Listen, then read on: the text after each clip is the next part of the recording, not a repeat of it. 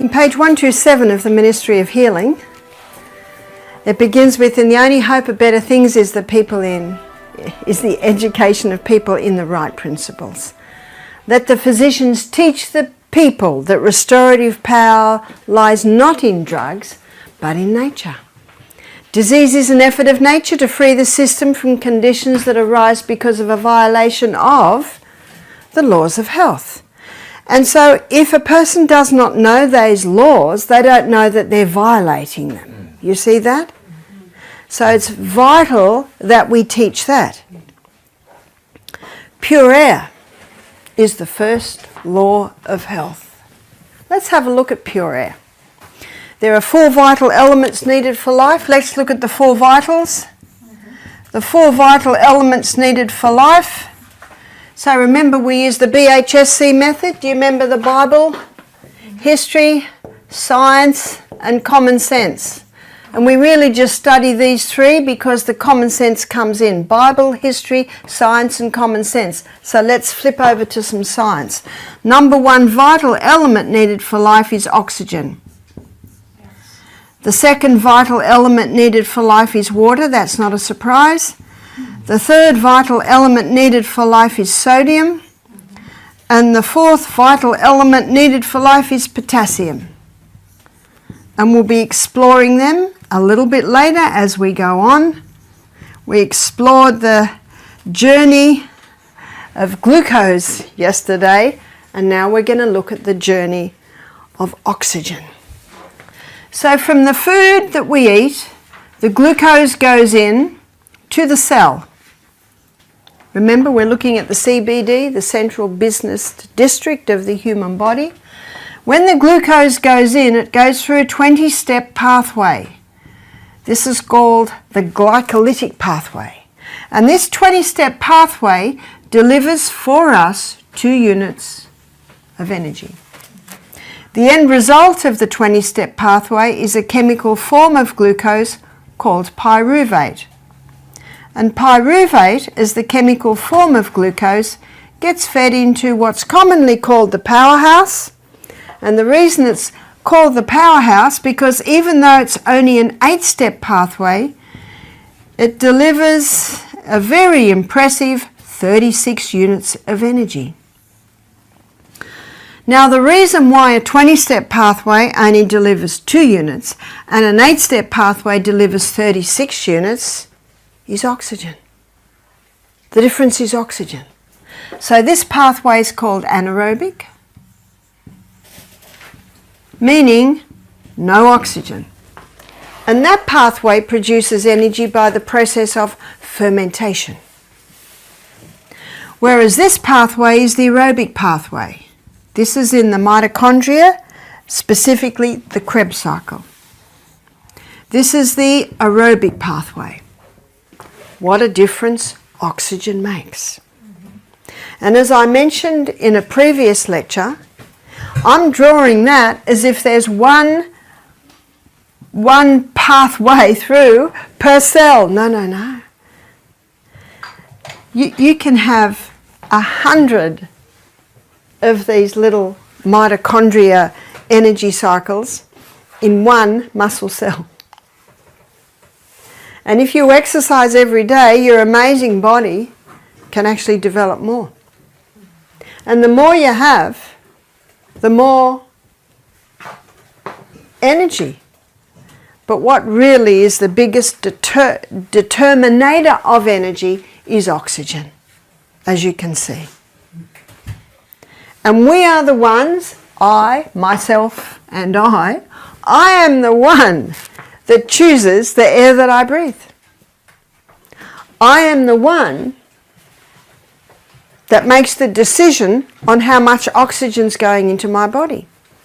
But many are sick through ignorance, not realizing the very things that are influencing the oxygen going in. So that's what I want to look at now. Let's make a list of the effect of oxygen in the body. Oxygen. Now these terms I have taken from the writings of Ellen White. Oxygen vitalizes. Oxygen invigorates. Oxygen electrifies. Now that's how you're going to feel when you have enough oxygen going in to get down to there. That's impressive. Now there's a name for lack of oxygen. It's called chronic fatigue syndrome. Is that right?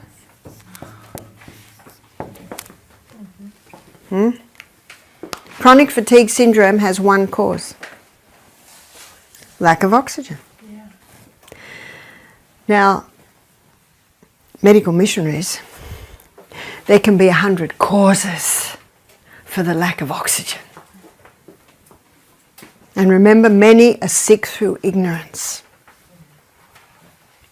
There can be 100 causes for lack of oxygen, and we're going to touch on some of those.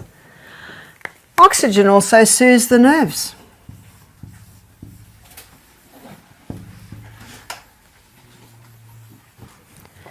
So if you're feeling a little uptight, breathe deeply. And with every breath, say, thank you, Father, for what's happening to me right at the moment. Thank you. Thank you. Did you know that God is a solution God? No matter what you go through, He has a solution. There hath no temptation taken you, but that which is common to man. But God is faithful, and what will not tempt ye above what ye are able, but with that temptation He'll make a way of escape that you may be able to bear it. Is that right? Yeah. So when I was in Frankfurt, about to fly to America, and they said, no. I said, no. They said, no. America's only accepting vaccinated people. America's only accepting US citizens. What am I going to do? Do you know what my mind suddenly said? I can't go.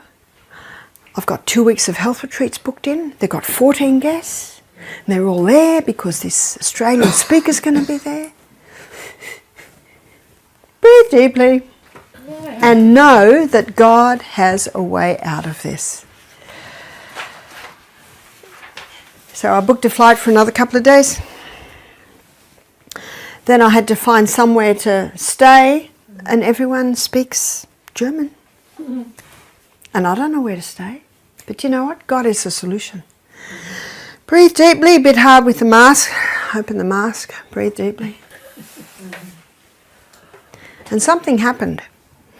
And I just want to share this with you to show you, because often when people are stressed, they're lacking oxygen. They forget to breathe deeply when they're stressed. So I went and got in a taxi. Taxi said, I said to taxi, can you take me to a hotel? I can't do that, that'll take hours. No, you get out, go and find someone who'll tell you the hotel. Do you know, I was really glad of a mask, because I've got a release valve. It's called crying. So I just cried when I got out. Went and sat in a corner. It's really good, the mask, no one knows. Okay, my release guides happen. What do I do now? Now, something had happened an hour before. I knew I needed food, and you know, in Germany they have sourdough spelt, rolls, salad, great things. And just as I'm about to buy, there's a lady in front of me. And she got a whole lot of stuff. She's about 35. And she speaks English, and the man behind the counter did. And she gave a brochure. He said, I can't, a voucher. I can't accept this. She said, but Lufthansa said I could. He said, no, it's not filled out right. You'll have to take it back. She said, but my pickup's coming in 5 minutes. So I said, how much? 20 euro. 20 euro. Wouldn't you do that? Do unto others. It's the golden law. Just do it. 20 years. He looked at me. She looked at me. I said, and you've got a mask on, but you can smile with your eyes. That's right. I said, I've been there before. She's looking at me. She got her food, he took the money. So that had happened an hour before. I didn't think anything of it, that's what you do. So I'm sitting there thinking, breathe deeply, how do I find a hotel? And then I looked at that man, and he could speak English. So I went over to him, I said, excuse me, can you help me? And I found if you say that to a man, remember they're the warriors, and you're a defenseless little lady. And he looked at me, and then more people came. I said, I'll wait. I stood back. He got someone else and he said, yes, what is it? I said, I can't go to America. I've got to find a hotel. I don't know how to. Okay. Found me a hotel. What price? Not too much, not too little. Yeah, I've got a price. Rang them up straight away. Yep. Barbara O'Neill, 2 nights, yeah. Went outside, got me a taxi, put me in the taxi, said to the taxi driver, take her there. That's where she's going. Praise God. Is God good or what? Yeah. And what a potentially scary situation. You're in a country you don't know anyone. Well, I do know some people, and I did ring them up, but they were climbing the Waldensian Mountains. God has a solution. Yeah. But you know what you must do? Breathe deeply, because what does your brain need right at that point? 36 units of energy. 36 units of energy. I said, thank you so much. Do you know, I'd like to tell you that I think that made his day. Isn't doing good for others an excellent remedy? Yeah. Why do you think he helped me so much? Do you think it was that I paid for that lady? We never know where anything's going to lead, do we? We never know where it's going to lead. Breathe deeply. So one of the causes, chronic fatigue syndrome, can be the person stressed out. Because you'll find when someone's very, very stressed, they usually breathe lightly. Let's have a look at what happens when there's not enough oxygen. It's called hypoxia. It's a medical condition. And the paramedic knows hypoxia. The lips blue, fingertips are blue. Why? When your blood cell goes through the lungs, it picks up oxygen like a little parcel. And look at the colour oxygen gives it. Red. So when there's blue top lip, blue fingertips, you know what that means? There's not a lot of oxygen in the body. And sometimes they'll even quickly plunge a hole here, if it's blocked there. Because you've got to get that air in. You've got to get that oxygen in. It's the most vital element needed for life. You can go 3 months without eating, you can go 3 days without water, but you can only go 3 minutes without oxygen. So what are the symptoms of hypoxia? Because there are many people suffering from hypoxia. It's called chronic fatigue syndrome. What are the symptoms? Fatigue, lethargy, fatigue. Feel like you've climbed a mountain and all you've done is got out of bed. Fatigue, can't even get out of bed. Nausea, it's not the only cause of nausea, but it is one of the symptoms of hypoxia. Headaches, it's not the only cause of a headache, but it is one of the symptoms of hypoxia. I find there are many people today that are drifting in the haze. You know, the haze that lies between optimum health and severe illness? They're not jumping out of their skin with energy, and they're not bedridden. How many people, when you say, how are you, what's their answer? All right. Okay. Not too bad. What's not too bad? Not too good. And if you ask someone, how are you, and they said, fantastic, how many people would say, what's wrong with him? Where do you come from? Have you noticed? Isn't it sad? Yeah. That it's unusual for someone to say, fantastic, great. Because so many people are suffering from this. Do you know why there's nausea? Because the cells in the stomach don't have enough oxygen. Do you know why there's a headache? Because the brain cells don't have enough oxygen. As I said, it's not the only cause of a headache, but it can be one of the symptoms of hypoxia. So what I'd like to show you is how we can prevent that and how can we ensure that. Because isn't that what everyone wants? In fact, if you put it in a bottle, you'd make a fortune, is that right? How many people look at the 10-year-old and say, oh, if only we had that energy again? Well, you can. Just go to and Google 100-year-old athletes and you'll get a documentary on 100-year-old athletes. And you've probably heard of the Blue Zone? Yeah, the Blue Zone. Sure. These people were in their hundreds and they're still climbing mountains. So a lot has to do with the air we're breathing. So air can contain negative ions. It's referring to the negative charge, and negative ions are electrically charged oxygen molecules. And there are three things that are required to produce negative ions. So if I tell you the three things that are required to produce negative ions, you start to understand where you will find them. Because remember, I'm terribly sorry that my resident Y is getting on the board so late. Why? Water droplets pass through the air, casting off negative ions. You see the three things present there? Water, droplets pass movement through the air. So we need moisture, we need movement, and we need air to produce negative ions. So where do you find those three things? You'll find those three things, yes, especially the thunderstorm. Yeah. I know sometimes if I'm watering my garden, I smell that negative ion smell. Because when I'm watering my garden with a spray, what have I got? Movement, water, and air. So when everyone's closing their windows and running inside, run outside. Breathe deeply. I'll show you how to breathe in a minute. The thunderstorm. Also the waterfalls. Yeah. And ocean waves.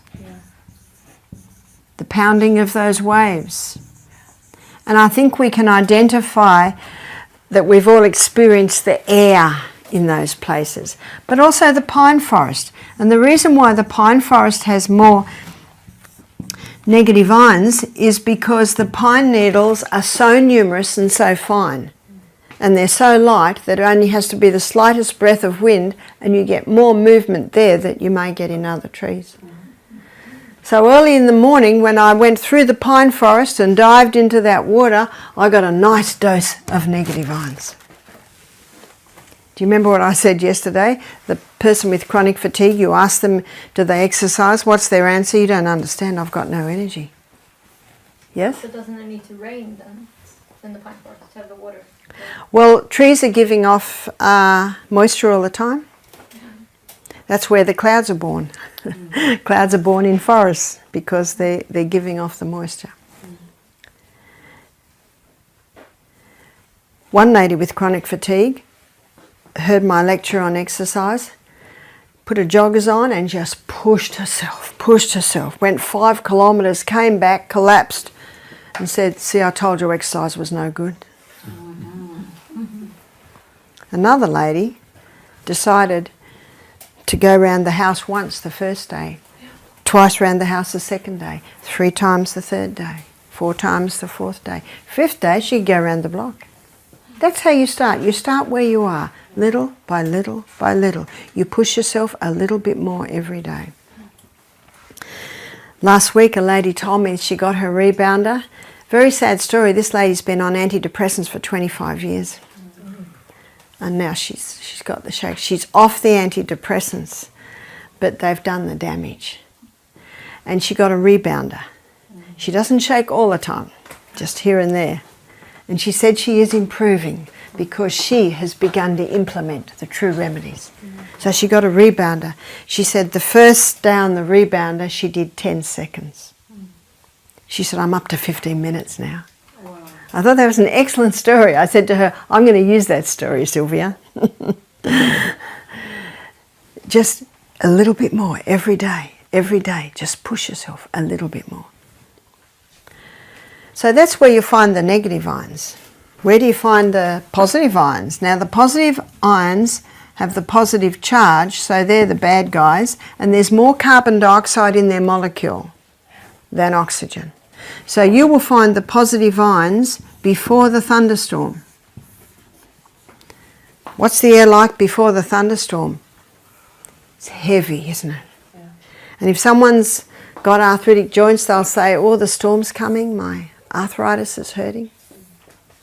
It's because the positive ions have a depressing effect on the serotonin in the brain, which can increase inflammation. But you ask the person with arthritis how they feel once the thunderstorm hits. You'll find the relief, that's right. Positive ions are also found in the city. In the city you've got a lot of people who are all breathing out carbon dioxide. Carbon dioxide is the gaseous waste that comes out from the combustion of glucose and oxygen in the cell. You've also got some people who are smoking. Cigarette smoke particularly gives off another gas called carbon monoxide.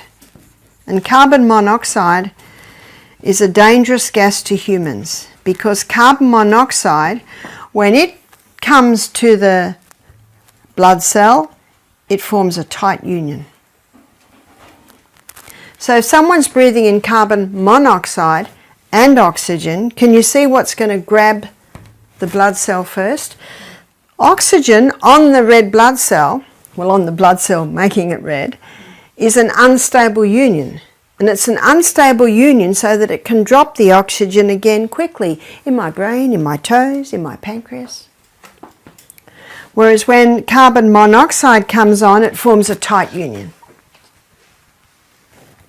Where else will we get carbon monoxide? Where else we can be exposed? Is cars?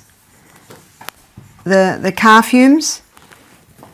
I always question the wisdom of people jogging in the city on the side of the road because they're breathing in a lot of carbon dioxide. When I was teaching in the Bronx for 2 months, I found a park. They'd say to me, Sister Barbara, you be careful of that park, the drunks are in the park. A lot of people didn't walk because of this, fear.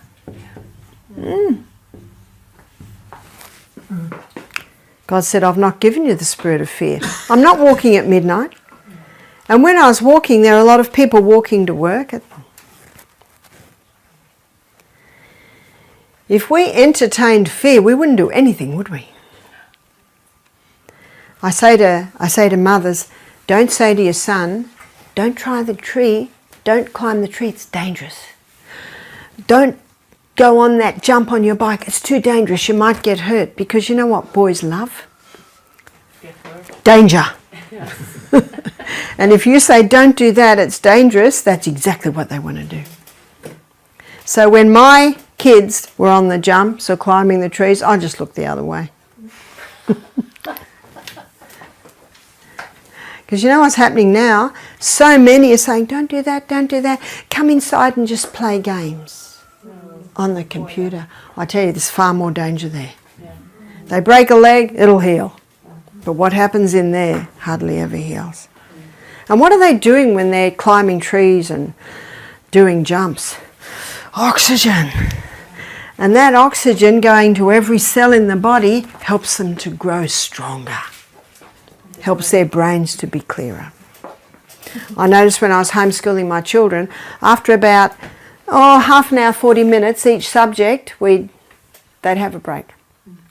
And they'd climb a tree or they'd ride their bikes or on the trampoline. If it was raining, they could have the skipping rope on the veranda. And when they came back into school, they're like this.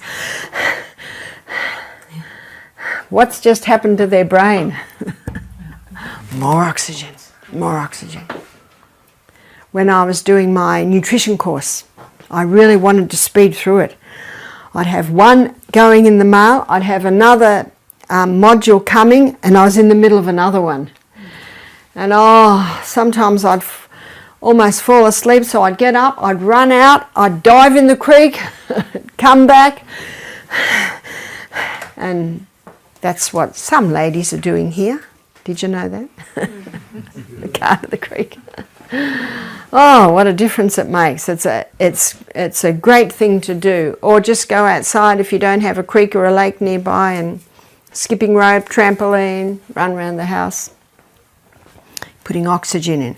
Where else can we get the carbon monoxide? Mould gives off carbon monoxide. I have found in about 9 cases out of 10, people suffering from chronic fatigue have had mould exposure. Remember what you do? You start digging deep. So we had one young guy come, and he was 22 with chronic fatigue syndrome. See, when someone says, I've just found out the cause of all my problems, I've got chronic fatigue syndrome, that's not the cause. That's the result. So you've got to dig a little bit deeper. I said to him, really, what's been happening? He said, I used to go to the gym, I can't go to the gym anymore. I used to surf, I can't surf anymore. And unfortunately, he had a helicopter mother. Have you heard of the helicopter mothers?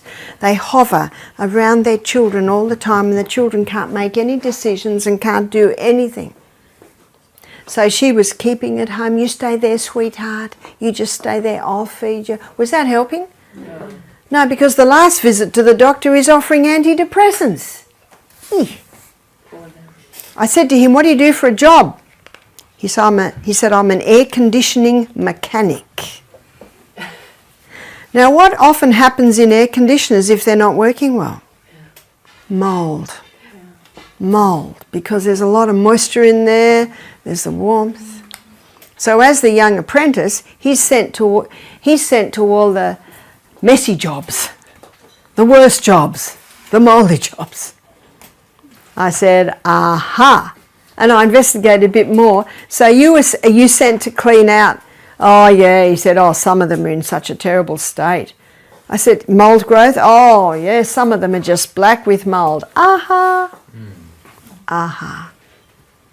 What does Ellen White say in page 127 of the Ministry of Healing? In case of sickness, the cause should be ascertained. He'd gone to the doctor, he'd got a label and a drug. Not every doctor does that. There are some excellent doctors out there, but there are some that do. So I gave this lecture, and he just sat up. He was so excited to see how all of this worked. Next day I heard him on the phone to his mother. He said, Mum, I feel 200%. Just knowing why. Isn't that the way God made our brain? So he started exercising, but little by little. He had a very strong, healthy body. He was out at Misty Mountain with the fresh air. Yes, I looked at his tongue. It was coated. That's a clear sign of fungal growth. So we had him on herbs. We had him on a low-sugar diet. No fruit. He's only 22. He hasn't got cancer, just fungal. So just Granny Smith apples and berries, just low. Well, when he went home, he felt so good just knowing what the problem was. He rang me up about a month later. He said, I'm feeling so good. He said, I've decided not to go back to work. He said, I'm going to college and I'm going to become a nutritionist. He said, I want to do what you do. He rang me 6 months later. He said, I've got some good news. He said, I don't live at home anymore. Helicopter mother's gone. She was stifling his growth. A young man said to me one day, because he was incredibly proficient, it's not every young man's room is tidy, and I said, you're very proficient, he was 19. He said, yes, my mother, she made sure we were each independent at the age of 15. We could all sew buttons on our shirts, we could all wash, we could all clean toilets, we could all keep a house clean, we could all cook. I love it. Independent. And doesn't that make the mother's job a lot easier? Yes. Absolutely. But mould, that's why you've got to search. You've got to go very deep. Sometimes I say, have you ever lived in a mouldy house? That's a good question to have on your questionnaire. Or have you ever been exposed to mould? Because sometimes it can be a work. Sometimes it can be in the house. Sometimes it can be in many places. Remember the lady that had asthma from 5, and the new house they moved into had mushrooms in the carpet. So you've got to dig very deep. Unfortunately, in Australia, because of Medicare, doctors are only allowed 15 minutes per patient. You can't find a lot out in 15 minutes. What I usually do when guests come in, it's half an hour. And they've already filled out their questionnaire, so you can zoom down, and then there might be a couple of points you'll explore a little bit more. And I will get my husband to email us the questionnaires and things like that, so you will have that. And so sometimes the cause of chronic fatigue syndrome can be mild. Sometimes it can be, it's like one lady, her husband started the car every morning to warm it up, and the door from the garage into the dining room was open because and all the exhaust was coming into it. So you've got to investigate. I don't know what it's like in Sweden, but you're not allowed to smoke in restaurants, bars, pubs. You're not even allowed to smoke in a car if there's children in the car. Good. Yeah, it is good, because one of the worst lungs I've met was from a lady who'd never smoked, but her father smoked all her life and her boyfriend smoked. And she was the one that had the bad lungs. That's your passive smoking. It's one of the worst. Now, can you see, students, why smokers start to have their limbs amputated? Because when they smoke, they're taking in a lot of carbon monoxide, and there's not enough oxygen to get to the extremities. And if those extremities lack oxygen, they start to die. Can it be healed? Yes, it can be healed. We looked at yesterday, I told you about the man with 2 tips, gangrene. They were going to chop it with a cane pepper. So cane pepper on the bottom of the feet. A type of exercise that they can do and get that oxygen in. In Australia, we have a product called GO2. And GO2 is a liquid, and they've put oxygen into the liquid. Now, usually there's about 8 parts per million oxygen in water. There's 150 million parts per million in there. And athletes are taking it, because when they take that, they get a boost of energy and they perform better. Just another illustration of what oxygen does to the body. The G is no meaning. Pardon? The G, what's that in the name? Do you know, I can't tell you. I can't tell you. We just know it as GO2. And you can see why the hyperbaric chamber is effective. Because Henry's law states that under pressure, more gas goes into a liquid, and that's basically the theory behind the hyperbaric chamber. Under pressure, oxygen is pressurized in, goes into the body, and we get some people coming out and they say, I just walked up the hill. I've never been able to just walk up the hill.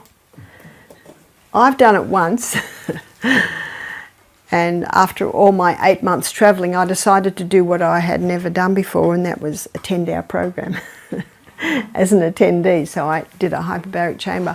I fell asleep within minutes, and I woke up and thought I'd been in there 1 minute, and I'd been in there 1 hour. Whoa, I slept incredibly deeply in the middle of the day. Soothes the nerves. Another way that oxygen can be prevented from going in is the way that we breathe. Many people today are high chest breathers, only breathing up here. And when they only breathe out there, the bottom part of their lungs is actually almost not in use. So what would cause someone to be a high chest breather? Slouching. Ellen White states that our abdominal muscles were designed to aid in the breathing process. So that's a sentence I often use. I often quote Ellen White but I actually don't say it is, when I'm speaking to people that don't know of Ellen White. But she says it so beautifully and so well. So our abdominal muscles were designed to aid in the breathing process. So how can we access our abdominal muscles to aid in the breathing process? The back must be straight. And then we come back to the abdomen, and then we come back to what we talked about yesterday, strengthening your abs, strengthening your abdominal muscles. So your Pilates type exercises, they're core strengthening. Yes, because you weren't sure what I meant by core. Core is basically, you've got your apple core and then you've got our core, which is right in here. Our core muscles are very, very important. One massage therapist said to me, I can tell the strength of the whole body by the strength of the core. And when you lift, you keep that back straight, you bend your legs because you're going to lift with your thighs and engage the core. So if I can't see a young man around to help me get my bag, I think I'm going to have to engage the core. I engage the core and take all the weight there. Did you ever wonder why God made this the biggest muscle mass in the body? Why he made that the longest bone in the body? It's so that we lift with our lift with our thighs. There are many a sore back because of this hunching. So keep that back straight. When I was in the Bronx, there was a Jamaican man. He was about 70 and he was weeding. And you wonder, are there any weeds in the Bronx? Well, there was a little gap between the cement and the telegraph pole. And I watched him, and he had his back perfectly straight, bending right down, no bend at all in that back. That's the way to bend. I'm able to do much more than I could. Why? Because I do it a little bit more every day. Keep that back perfectly straight. And then when I was in Kenya, Africa, I saw quite a large lady, and their brooms are only that long, they're like strawish. And she was sweeping like this, and her back was perfectly straight. So practice helps to get that back perfectly straight and a strong core. So make sure every day you do something to strengthen those core muscles. And when you strengthen the core muscles, it will pull your spine into a more upright condition. Do you remember the quote I gave you from Counsel on Diet and Food? I think it's page 29, where Ellen White explains or describes the elements of a healthy body. The erect spine. The erect spine. Do you know, one day I was at some lights, and all these school kids, they looked about 13, 14, walking along, and some of them are walking like this, chatting to their friends. And then I saw this real skinny guy. He was really brown with white crazy hair, and he was bouncing along. So the erect spine, the firm elastic step. He was obviously a surfer. It was in a coastal town. But the difference between this muscular, tanned young guy who was just springing along with this straight back, and then so many just walking like this. If you go into a psych hospital, you see that same thing. So the erect form, the firm elastic step. All this to ensure that you're using your abdominal muscles to aid in the breathing process. Your muscles in your spine are connected to your hip, your rib, other hip and rib, and back to your spine. So strengthening the core automatically pulls that spine into place. You didn't think we'd be talking about that when we talk about oxygen, because that ensures that you're using your abdominal muscles in the breathing process. So be very careful not to have tight pants, tight skirt, tight belts on, because that also inhibits your abdominal muscles in the breathing process. Are you familiar with Andre Bocelli? He's a blind Italian opera singer. The most amazing voice. So I've never seen him, but I saw a DVD of a concert of his one day, and this is how he stands. He's standing like this the whole time. He doesn't move much, I guess he's blind, but he'll hold a note, and when you think he can't go any further, he'll go up to a higher note and go longer. Now, yes, that is training, but he's used this. Same thing when you speak. Now remember this when you give lectures.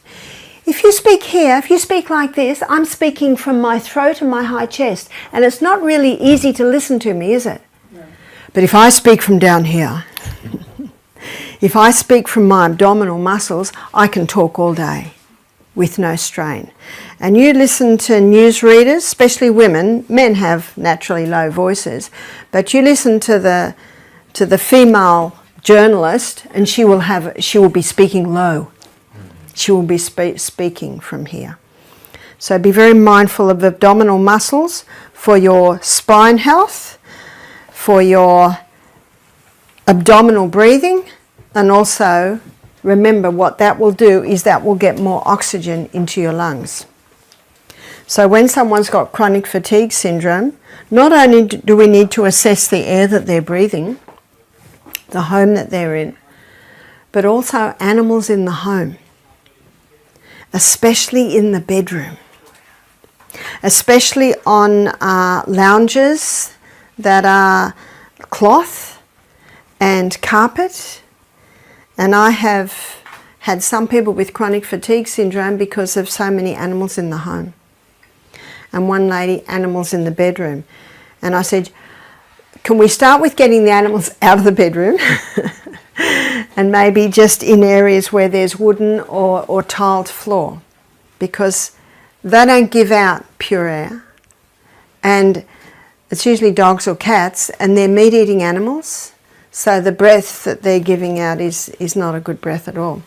Now I have two friends who have vegetarian dogs. They've only ever given them vegetables, and they mix flour, water and a bit of oil together to make long sausage type things and put it in the oven, a really low oven, for 2 hours, and that's their bones.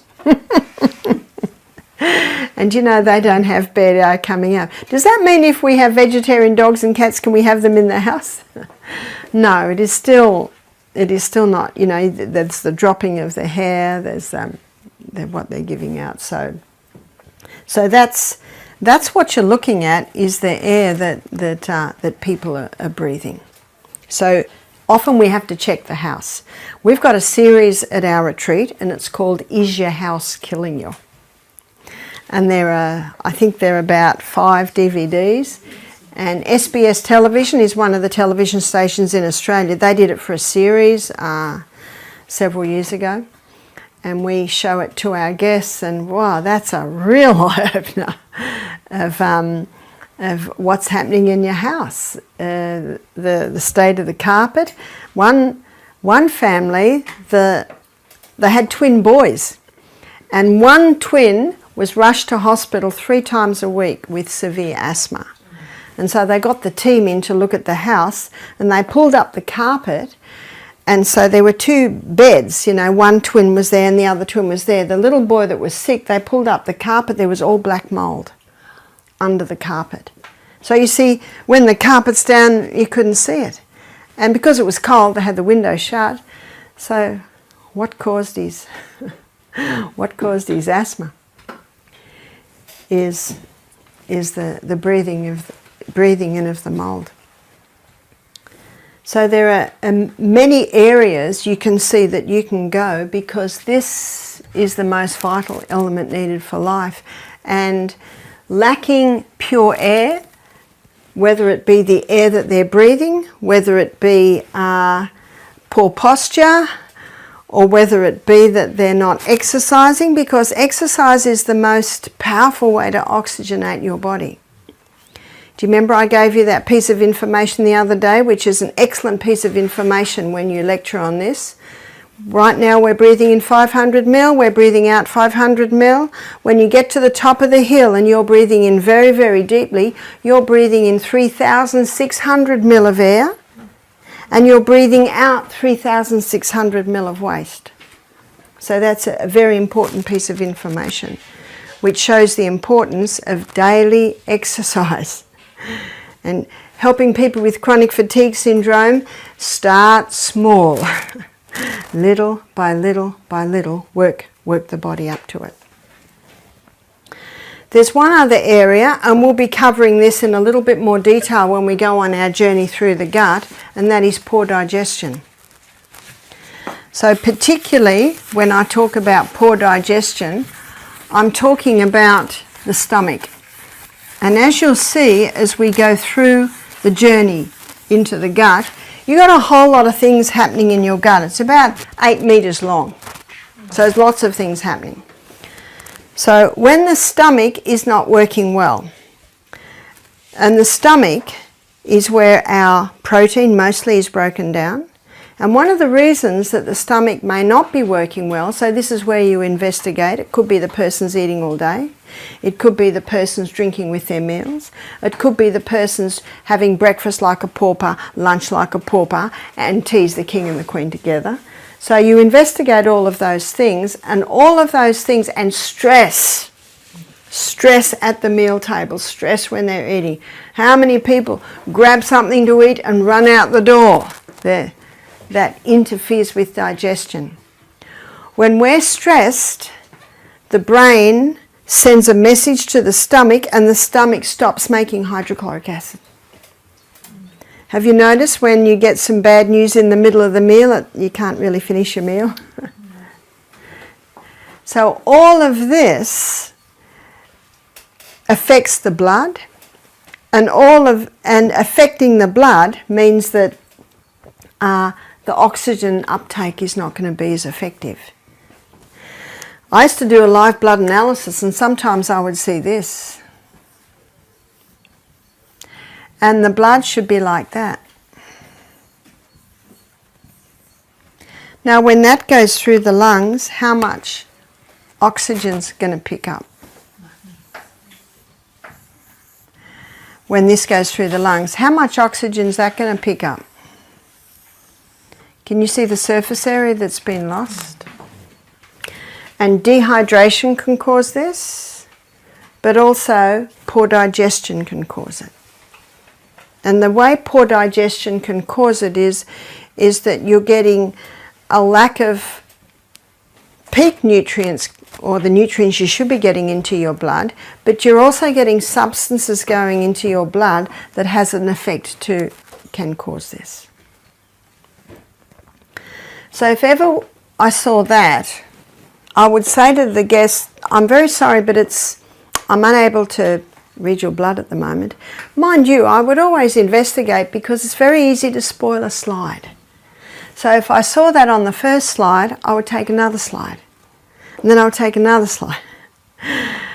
And once, 5 blood slides later, it still looked like this. So then I say to the lady, and this happened 9 o'clock in the morning, I said, have you had any water to drink today? She said, no. I said, what have you had today? She said, a banana and a cup of tea. So a cup of tea contains tannin and caffeine, and if sugar goes in, that's 3 dehydrating agents. And when we wake up in the morning, that's the most dehydrated time that our body will be in the whole day. And I don't know about Sweden, but in Australia, people usually wake up and the first thing they have is a cup of coffee or a cup of tea. But that dehydrates even more. And as you'll see when I speak about water, dehydration can manifest itself in so many different ways, in so many different people. What about a banana? Doesn't that have moisture? Well, it does, but your stomach needs water to make digestive enzymes to even break down that banana. So she was dehydrated when she woke up, and her cup of tea and banana, and she happily told me because she thought it was a pretty good breakfast. At least it wasn't a Coca-Cola and a chocolate bar. You see that? And remember, you never judge. So when she told me, I just said, can't say right, because it wasn't really right. Can't say that's terrible, because I'm not the judge. And you will lose people. So I just said, I said, did you know? And then I explained to her what I just explained to you. She said, really? I said, yeah. I said, the first thing we should all do when we wake up, it should be by our bed, is water. But the best way to get it in is little by little. This is what I do. I have half a glass of water and a little bit of the Celtic salt. I go to the bathroom, have another half glass of water, pray, have another half glass of water. When I'm up to my second glass, have a little bit more salt. Get dressed, have another half glass of water, do my Bible reading. So usually I can have 3 glasses of water before I go for my morning walk. And then when I get back, another glass. So I usually wake at 5, walk at 6, eat at 7. So I'm easily able to get a lot of water in. And I don't want to be getting up at night, so I have most of my water before my breakfast and before my lunch, and then maybe a couple of glasses in the afternoon. Just plan it. If you wait till you're dehydrated, your body's in a crisis. You've just got to do it. You've just got to do it. And so, I saw this lady a few days later. She said, I'm drinking my water. She said, all I can see in my mind is my clumped blood. But you can give this story. You can even say, Barbara gives the story of when, you see, you can certainly do that, because that tells a lot. Because they can see for themselves, oh dear, we've lost all that surface area. So a person can suffer from chronic fatigue syndrome because they're dehydrated. And we had a pathologist do our program. He said, we've done studies on coffee. He said, you need 5 glasses of water to make up for the dehydrating agents in 1 cup of coffee. Now that piece of information alone tells you that most people today are dehydrated. And you might have heard of the book, One of the Body's Many Cries for Water by Dr. Batman Geheldich, Dr. B. The other title to his book is He's Not Sick, He's Thirsty. And the other title is Don't Treat Thirst with Medications. Fascinating book. And it's a good book for medical missionaries to read. It'll really expand your presentation on water. He goes very deep. And I touched on a few of the places he goes when we look at water. Yes? What's the name of the book? You read it? One of the Body's Many Cries for Water. So one of the body's many cries for water can be chronic fatigue syndrome. Not your body's many cries. One of the body's, might be, many cries for water. Body's many cries for water. Yeah, yeah. So you think it's your body's many cries. Or it could be yours, yeah. Try yours.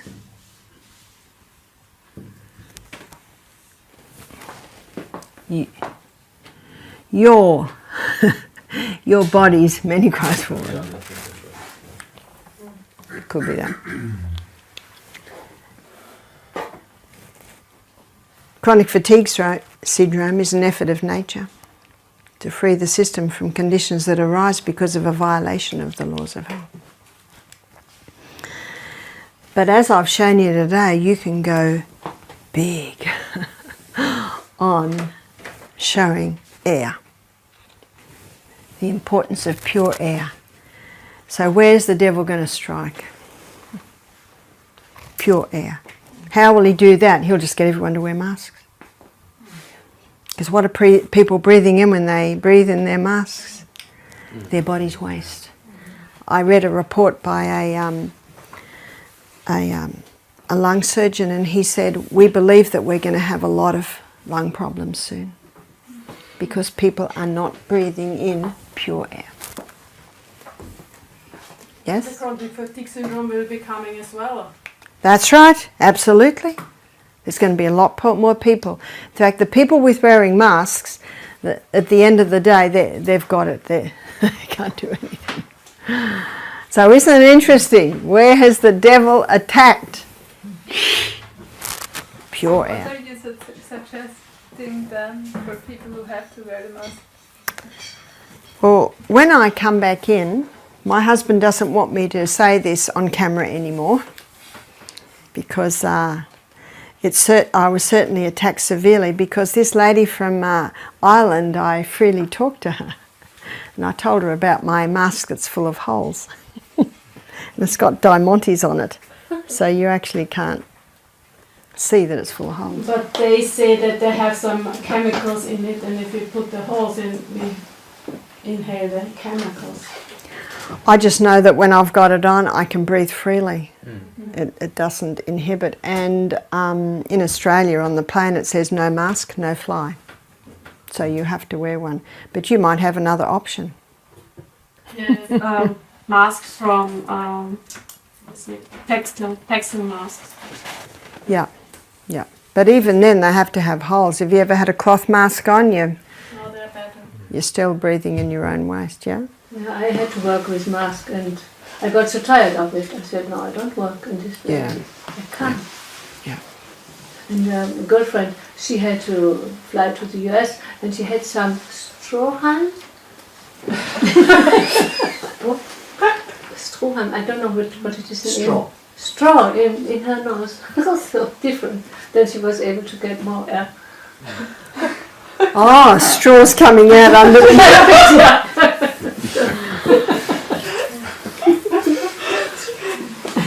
We're going to have a break now, and when we come back, we're going to visit Dr. Sunshine.